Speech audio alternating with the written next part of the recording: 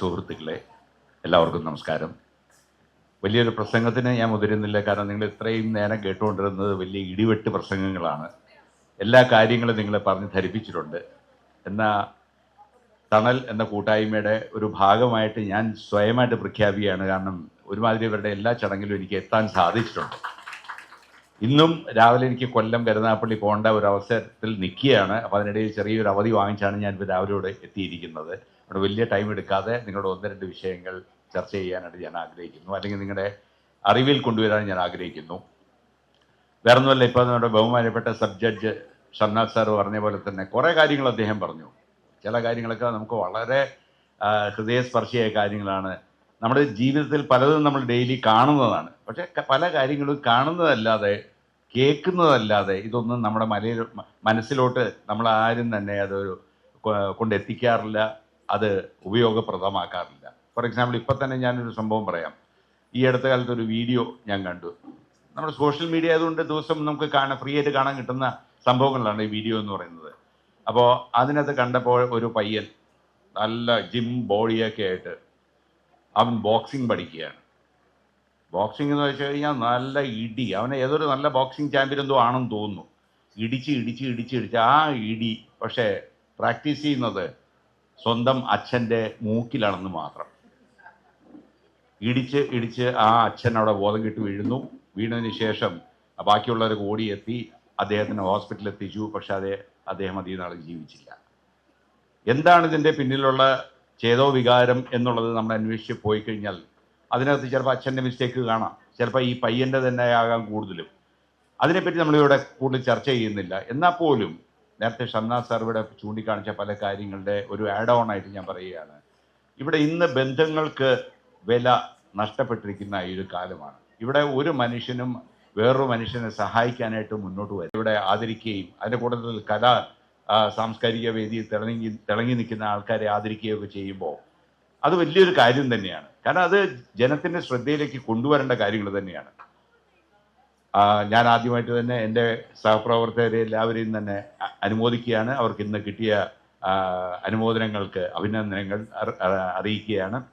ഇതുകൂടാതെ ഒരു ചെറിയൊരു സംഭവ കഥ കൂടി നിങ്ങളുടെ ശ്രദ്ധയെ കൊണ്ടുവരുന്നു. ഇതിലെല്ലാം ഒരു കഥ മാത്രമല്ല, ഇതിൽ നിങ്ങൾക്ക് മനസ്സിലാക്കാനുള്ള ഒരു പോയിന്റ് കൂടി ഉണ്ടാകും എന്ന് മാത്രം ഞാൻ സൂചിപ്പിക്കുകയാണ്.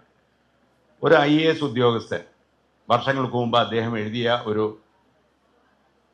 ഓട്ടോബയോഗ്രഫിയിലെ ഒരു കുറിപ്പാണ് ഞാൻ നിങ്ങളുടെ മുന്നിൽ ഷെയർ ചെയ്യുന്നത്. അദ്ദേഹം IAS പാസ്സായി ഒരു ചെറുപ്പക്കാരനാണ്.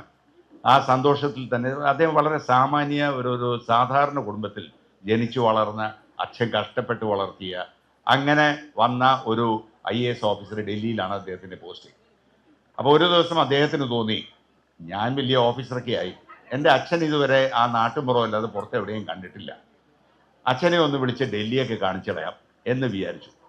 പക്ഷേ ഈ അച്ഛനെ വിളിച്ചുകൊണ്ടുവന്നു കഴിഞ്ഞാൽ അച്ഛൻ ഈ നാട്ടുമ്പുറത്താരനായതുകൊണ്ടും സാമാന്യം വിവരമില്ലാത്തത് കൊണ്ടും അദ്ദേഹത്തിന് പ്രവൃത്തിയെല്ലാം കുറച്ച് താഴ്ന്ന രീതിയിലായതുകൊണ്ട് കൊണ്ടുവന്ന എനിക്കൊരു ചീത്തപ്പേര് വരുമോ എന്നുള്ളൊരു ചിന്ത അദ്ദേഹത്തെ അലട്ടുന്നുണ്ടായിരുന്നു. എന്നാൽ പോലും അച്ഛനല്ലേ, അച്ഛനെയോട് വിളിക്കാം എന്ന് പറഞ്ഞ അച്ഛൻ ആദ്യമായിട്ട് ഫ്ലൈറ്റിൽ കയറുന്നു, ഡൽഹിയിലെത്തുന്നു.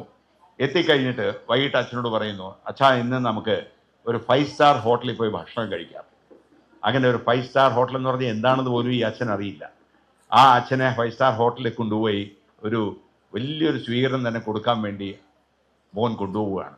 അപ്പോൾ ഈ അച്ഛനാണെങ്കിൽ ഉടുത്തിരിക്കുന്നത് നമ്മുടെ മുണ്ട് മടക്കി കുത്തുക എന്നൊക്കെ പറയില്ലേ, ആ സ്റ്റൈലിലാണ് അദ്ദേഹം. കാരണം അദ്ദേഹം അല്ലാതെ മുണ്ട് മടക്കി ധരിച്ച് ആരും കണ്ടിട്ടില്ല. അങ്ങനെ അത്രയ്ക്കും താഴ്ന്ന ലെവലിൽ നിന്ന് വന്ന അദ്ദേഹത്തിനെ കൂട്ടിക്കൊണ്ട് ഇവർ ഒരു 5 സ്റ്റാർ ഹോട്ടലിൻ്റെ റെസ്റ്റോറൻറ്റിൽ ചെല്ലുകയാണ്. റെസ്റ്റോറൻറ്റിൽ ചെല്ലുമ്പോൾ നടക്കുന്ന സംഭവം എന്താണെന്ന് വെച്ച് കഴിഞ്ഞാൽ, അവിടെ കുറച്ച് മദ്യം അവിടെ ഇവിടെയൊക്കെ സേവിക്കുന്നത് കണ്ടു കഴിഞ്ഞപ്പോഴേക്കും അച്ഛനൊരാഗ്രഹം, എടാ മോനെ എനിക്ക് 2 സ്മോൾ അടിക്കണമല്ലോ എന്ന് പറഞ്ഞു. അച്ഛൻ്റെ സ്വഭാവം മോനെ നന്നായിട്ട് അറിയാം, അടിച്ചാൽ വലിയ കുഴപ്പക്കാരനാണ്. എന്നാൽ പോലും അച്ഛനെ സന്തോഷപ്പെടുത്താൻ വേണ്ടി ഈ പറയുന്ന മകൻ അച്ഛന് ആദ്യം ഒരു ഡ്രിങ്ക് വാങ്ങിച്ചു കൊടുത്തു. 2ആയി 3ആയി, ശരിക്കും പറഞ്ഞു കഴിഞ്ഞാൽ ആടി ഒലയുന്ന ഒരവസ്ഥയിൽ ഈ അച്ഛനെത്തി. എന്നാലും മകൻ ചിരിച്ചുകൊണ്ടിരുന്നേ ഉള്ളൂ. അച്ഛൻ ഇടയ്ക്ക് കൈ കഴുകാൻ പോയപ്പോൾ അവിടുത്തെ കസേരയും മേശയും ഒക്കെ തട്ടി താഴെ ഇട്ടു. അവിടുത്തെ വെയിറ്റേഴ്സിനെ എല്ലാം അങ്ങോട്ടും ഇങ്ങോട്ടും തട്ടി അവരുടെ സെർവ് ചെയ്തുകൊണ്ടിരുന്ന ഭക്ഷണ പദാർത്ഥങ്ങളൊക്കെ താഴെ വീണു. ഇതെല്ലാം കണ്ടുകൊണ്ട് മകൻ ചിരിച്ചുകൊണ്ടിരുന്നതേ ഉള്ളൂ. ഈ ഒരു സമയത്ത് ഇദ്ദേഹത്തിന് സഹപ്രവർത്തകരായ വേറൊരു IAS ഓഫീസർ അപ്പുറത്തിരിപ്പുണ്ടായിരുന്നു. അപ്പോൾ ആ സഹപ്രവർത്തകൻ ഇദ്ദേഹത്തോട് ചോദിച്ചു, അല്ല നിങ്ങൾ എങ്ങനെയാണ് ധൈര്യപ്പെട്ട് ഇത്രയും മോശമാണ് നിങ്ങളുടെ അച്ഛൻ എന്ന് അറിഞ്ഞിട്ട് അദ്ദേഹത്തിനെ ഇത്രയും വലിയൊരു വേദിയിൽ കൊണ്ടുവന്നിരിക്കുന്നതെന്ന് ആ സഹപ്രവർത്തകൻ IAS കാരൻ ചോദിച്ചപ്പോൾ ഇദ്ദേഹത്തിൻ്റെ മറുപടിയാണ് നമ്മൾ ശ്രദ്ധിക്കേണ്ടത്. അദ്ദേഹം പറഞ്ഞത്, ഞാൻ ചെറുപ്പത്തിൽ കാണിച്ച അവിവേകം, വൃത്തികേടുകൾ എല്ലാം സഹിച്ച ഒരാളാണ് എൻ്റെ അച്ഛൻ.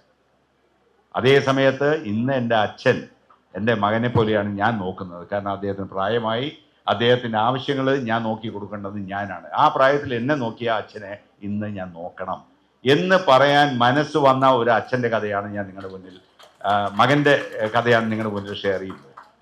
ഇത്തരം ചിന്തകൾ നമ്മുടെ കൂട്ടത്തിൽ എത്ര പേർക്ക് വരാറുണ്ട്? അതാണ് ഞാൻ ആ ബോക്സിങ്ങിൻ്റെ കഥ പറഞ്ഞത്. ബോക്സിങ്ങിൻ്റെ കഥ പറയുമ്പോൾ അതിനകത്ത് ഒരു തിന്മയുണ്ട്, ഈ കഥ പറഞ്ഞപ്പോൾ ഇതിനകത്ത് ഒരു നന്മയുണ്ട്. നമ്മൾ എന്താകണം എന്ന് തീരുമാനിക്കുന്ന വേറെ ആരുമല്ല, നമ്മൾ തന്നെയാണ്. ഇതേപോലെ തന്നെ നമ്മൾ സേവനത്തിന് വേണ്ടി ഇറങ്ങുമ്പോൾ പലരും പറയും, അതെൻ്റെ ഇപ്പോൾ കാശില്ല, കാശ് കിട്ടിയിട്ട് ഞാൻ സേവനത്തിന് ഇറങ്ങാം. അങ്ങനെയാണെങ്കിൽ നമ്മൾ ഒരിക്കലും തന്നെ സേവനത്തിന് ഇറങ്ങാൻ പോകുന്നില്ല. കാരണം നമുക്ക് എക്സസ് ക്യാഷ് അല്ലെങ്കിൽ സ്പെയർ മണി ഉള്ള സമയത്ത് സേവനത്തിന് ഇറങ്ങാമെന്ന് വിചാരിച്ചാൽ ഒരിക്കലും നടക്കില്ല. നമ്മുടെ കിട്ടുന്നതിൽ ഒരു പങ്ക് സേവനത്തിന് കൊടുക്കാൻ സാധിച്ചാൽ, ഇപ്പം എന്നെ സംബന്ധിച്ച് ചിലപ്പോൾ ഞാൻ സാമ്പത്തികമായിട്ടായിരിക്കില്ല ഞാൻ സേവനം നടത്തുന്നത്, പക്ഷേ ഞാൻ ഒരുമാതിരി സേവന സന്നദ്ധതയുള്ള എല്ലാ സംഘടനകളും എൻ്റെ കൂട്ടുകാരുടെയും കൂട്ടത്തിൽ ഞാനുണ്ടാവും. കാരണം എൻ്റെ ഒരു സമയത്തിനും ഞാൻ വില കൽപ്പിക്കുന്നുണ്ട്. അപ്പോൾ ആ സമയം വെച്ച് ഞാൻ നിങ്ങളുടെയൊക്കെ മുന്നിൽ പലപ്പോഴും എത്തുന്നത് തന്നെ ആ ഒരു മനസ്സുള്ളത് കൊണ്ടാണ്. അപ്പം എന്നെ നല്ല മനസ്സാണെന്നല്ല പറഞ്ഞു വരുന്നത്. അതേപോലെ തന്നെ നിങ്ങളെല്ലാവരും മുന്നോട്ട് വരണം, നല്ല നല്ല കാര്യങ്ങൾ ചെയ്യണം. തണൽ എന്ന കൂട്ടായ്മ അത് ഇനിയും വളർന്ന് വളരെ വലുതായി ഇവിടെ കേരളത്തിൽ തന്നെ അല്ലെങ്കിൽ ഇൻ്റർനാഷണൽ ലെവലിൽ തന്നെ വളരുന്ന ഒരു പ്രസ്ഥാനമായിട്ട് മാറട്ടെ എന്ന് ഞാൻ ആശംസിച്ചുകൊണ്ട് നിർത്തുന്നു. നന്ദി, നമസ്കാരം.